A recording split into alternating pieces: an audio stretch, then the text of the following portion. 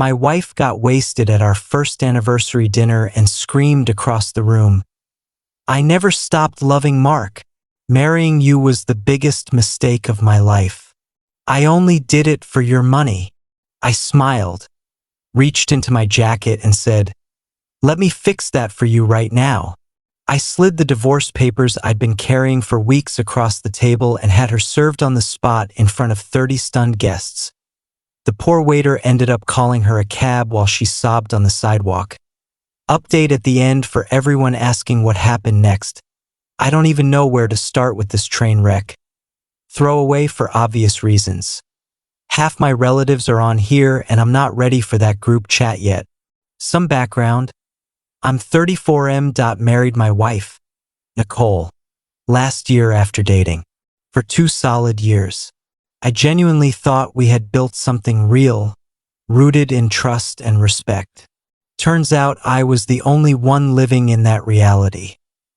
Nicole sells high-end properties and clears a very comfortable income. I'm a senior project manager for a large commercial construction firm. Together we pull in around $140,000 a year. More than enough to live well where we are no children yet, but we've been talking about starting a family soon. Our first anniversary fell on October 15th. We booked the private back room at a classy downtown restaurant and invited about 30 of our closest friends and family members. Nothing over the top, just a nice celebration of surviving year one. The red flags started popping up the moment the invitations went out. Nicole became moody, distant, glued to her phone 24/7. When I asked what was wrong, she blamed a huge listing that was falling apart. I bought it. Real estate is brutal. Deals collapse, buyers flake, inspections kill commissions. It made sense she'd be stressed. But the phone behavior was new. She used to leave it on the counter. Now it never left her hand. Even when she went to the bathroom, late night texts she'd delete the second they came in. When I gently pointed it out, she snapped that I was paranoid and controlling. Hindsight is brutal. All the signs were screaming. Client dinners that ran past midnight. New lingerie and perfume for open houses. Stories about picky buyers that changed slightly every time she retold them. Exactly 4 weeks before the party, I learned the truth that she'd left her laptop open while showering. A Facebook notification popped up from her ex, Mark, the guy she dated for 3 years before me. The preview alone made my blood run cold. "I can't stop thinking about how you feel underneath me." I scrolled. Months of messages. Complaints about our marriage, secret hotel meetups when I traveled for work, explicit plans for the future. She told him she only married me because her dad had nearly gone bankrupt and I had steady income and excellent credit to help keep the family afloat. Mark now lives 2 states over and, bonus, is married with 2 small kids. The work stress was actually guilt and logistics about juggling 2 relationships. I printed everything before she stepped out of the bathroom. Didn't confront her that night. I needed time, evidence, and a plan. That same evening, I moved money out of joint accounts into new ones only I could access. Changed every shared credit card password. Started photographing statements and assets. If this marriage was just a financial arrangement to her, I was going to protect what was mine. Next morning, I was in my lawyer's office. Explained the affair, the financial motive, everything. Adultery isn't automatic grounds here, but solid proof helps tremendously in settlement talks. He told me to keep gathering documentation quietly. For the next 3 weeks, I played the perfect, clueless husband while she carried on with her double life. Helped her choose her anniversary dress while she was probably texting Mark about it. During that time, I discovered their grand finale. Mark was flying in to surprise everyone at the anniversary party. Nicole had invited him, told me he was an old friend passing through. Their plan: he would dramatically object during toasts, she'd run into his arms, and they'd ride off into the sunset, classic movie moment. All while she kept my income and credit score until she was ready to fully transition. I had two options: cancel the party and handle it privately, or let her stage her fantasy and flip the script. Petty one that I had my attorney draft divorce papers citing adultery and irreconcilable differences. Compiled a thick folder of screenshots, hotel receipts I'd pulled from credit card statements, everything. Hired a private investigator to document Mark's arrival and any public contact. Arranged for an off-duty process server to be on standby at the restaurant. Anniversary night, I was eerily calm. Nicole was twitchy with excitement, thinking her big moment was coming. She had no idea the trap was already sprung. We arrived early to decorate. She kept glancing at her phone, asking when guests would show up. Really asking when Mark would walk in. People started arriving at 6. Parents, siblings, best friends. Everyone thrilled to celebrate our happy first year. Dinner at 7, toasts and cake around 8:30. I scheduled my speech for 9 p.m. Plenty of time for Mark to arrive and for Nicole to relax into her fantasy. Mark walked in at 8:17 exactly.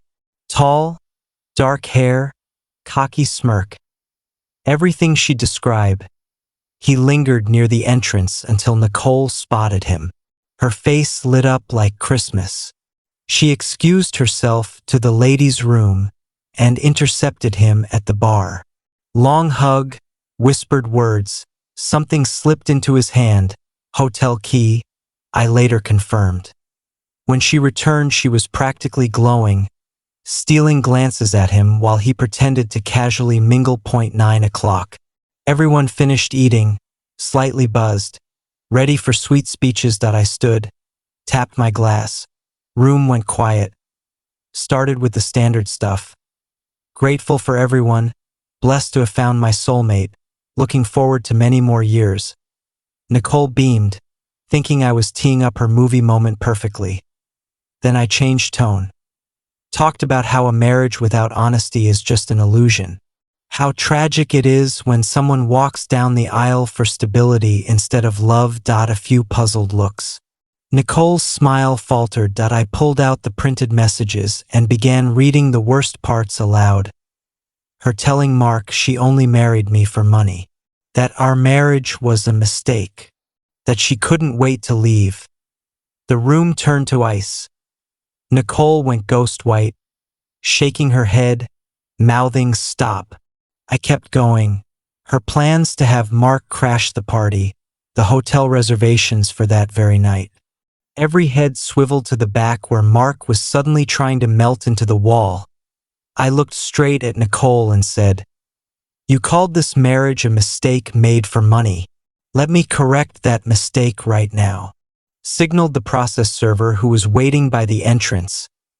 He walked straight to our table in front of 30 horrified guests and announced, "Nicole Marie Thompson, you've been served with petition for dissolution of marriage. Chaos." Nicole started shrieking that I was crazy, that Mark was just a friend, that I was ruining her life over nothing. But everyone had heard the messages. They watched Mark trying to bolt for the exit. Her mom burst into tears. My mom looked ready to commit murder on my behalf. I called out to Mark as he reached the door. "Mark from Sacramento, right? The married guy she's been meeting in hotels for 6 months." He froze. Identity confirmed for the entire room. Nicole was sobbing, begging me not to do this in front of everyone. I reminded her she had planned to humiliate me in front of the exact same crowd. Turnaround is fair play. Restaurant manager rushed over. I apologized for the scene and paid the full bill plus a massive tip for the trauma. Nicole was too drunk and hysterical to drive. Mark, now spineless, tried to play hero and support her. The waiter called them a cab.